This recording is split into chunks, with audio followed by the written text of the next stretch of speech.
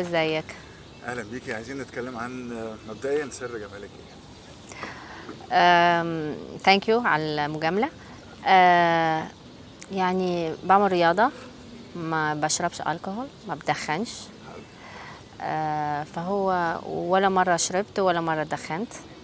فا I think ده له دور كبير في اللي انا فيه الحمد لله يعني، والرياضة اكيد. اكيد. الرياضه كام ساعه في اليوم تقريبا؟ وما بعملش كل يوم، بس بعمل حوالي 3 مرات في الاسبوع، ساعة ونص ساعتين كل مرة.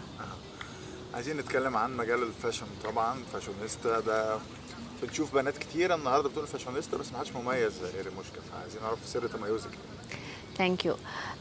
ما اعرفش، انا بمشي على ستايل بتاعي، عندي ستايل معين امشي عليه في اللبس. ما تابعش الموضه. في ناس يعني بيحبوا يتابعوا الموضه، فانا ابدا، انا بختار الحاجه اللي بتمشي على جسمي، على ستايلي، على لون بشرتي، لون شعري كده.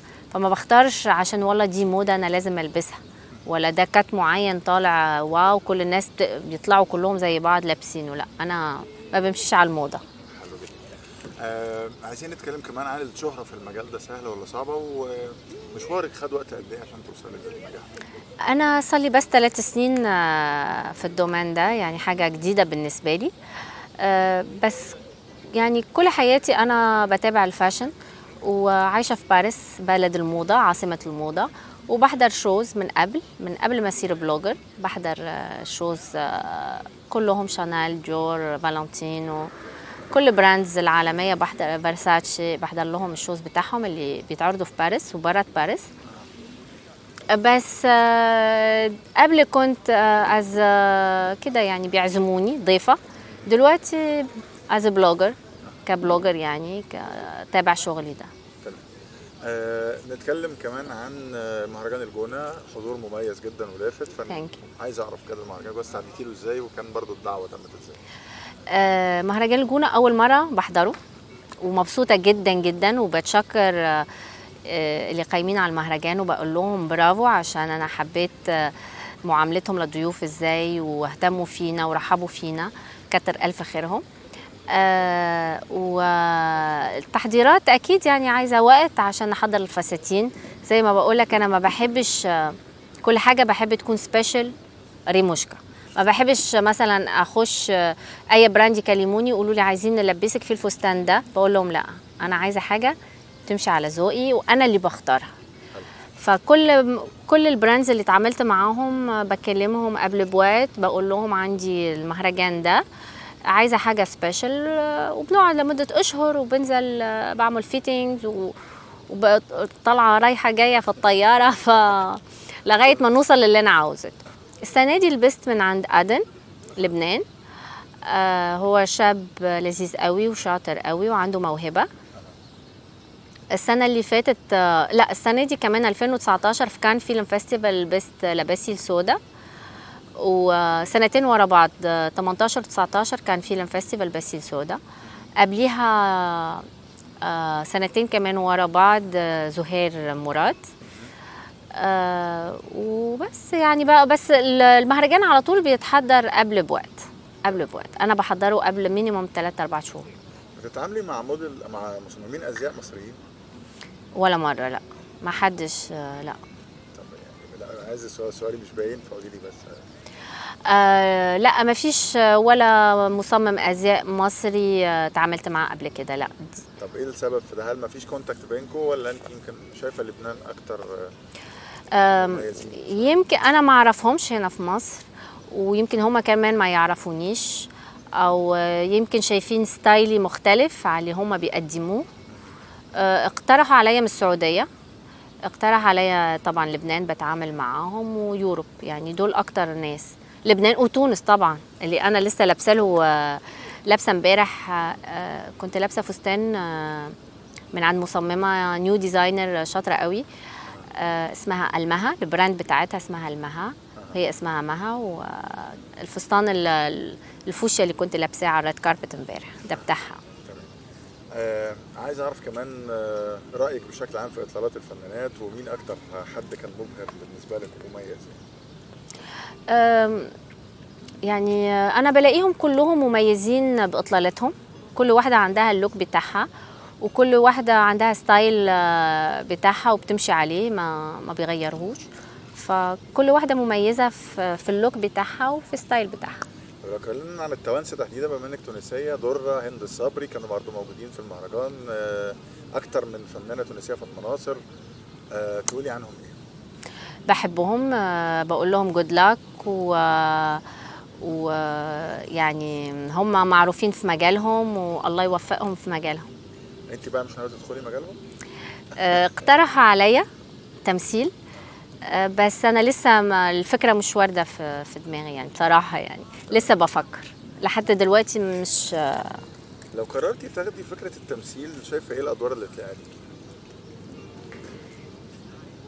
سيريس. سيريس يعني ايه؟ يعني مثلا سيدة مجتمع، او مديرة مثلا شركة كبيرة، او مديرة بنك، او حاجة كده يعني. ده اللوك ده. لو حد قالك تبقي شريرة بقى في الافلام؟ لا لا لا لا، ما اقدرش. انا ما اعرفش امثل.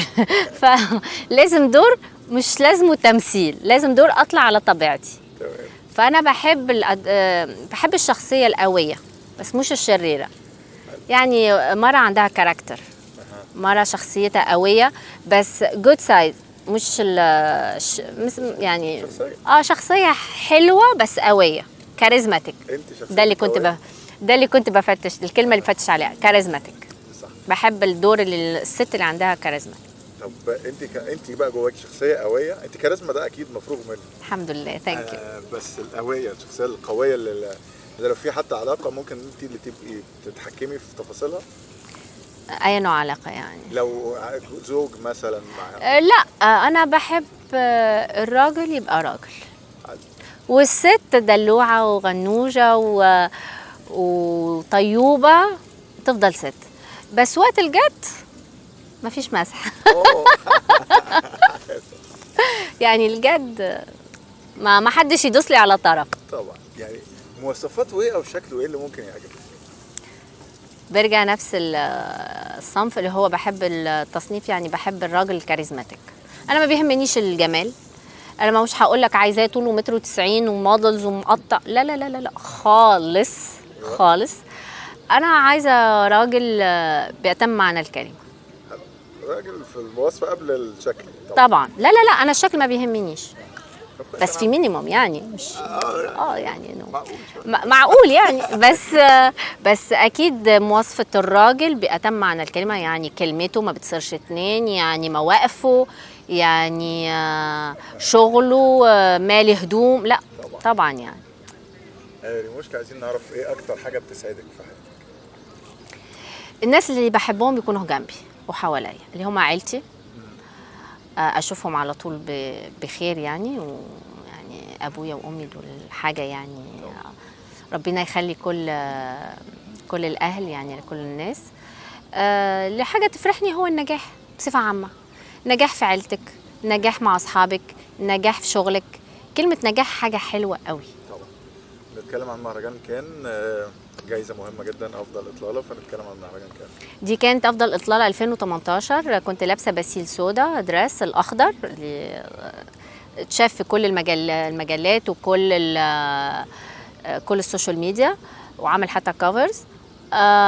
جولري توفانجيان، جيرار توفانجيان من لبنان. يعني دي من اهم الاطلالات اللي كانت يعني. تمام. بتجهزي ايه الفتره اللي جايه ان شاء الله؟ عندنا مهرجان القاهره وهنجهز له. وعلى فكره مهرجان القاهره كمان يعني صنفوني فاشن بوليس كده احلى اطلاله في مهرجان القاهره. حلو جدا. وكل الصحف كتبت عليها، وعلى السوشيال ميديا كله كتب احلى اطلاله مهرجان القاهره. وكمان كان باسيل سودا بيروت. يعني باسيل سودا وش الخير نقدر نقول؟ انا بحبه وهو بيعرف ستايلي وبنتفق في الشغل سوا. وانا بحب الناس اللي بتعامل معاها عاده، بحب يكون في كيمستري بيننا وما يكونش في يعني اي حواجز. تقولي ايه الجمهور فن شو؟ فن شو بحبكم قوي وثانك يو. ودي اول مره يمكن انتوا تتعرفوا عليا وانا بتعرف عليكم. انا مبسوطه جدا وان شاء الله تكونوا حبيتوني وكنت خفيفه عليكم. وتابعوني على ماي انستغرام ريموشكا. ثانك يو.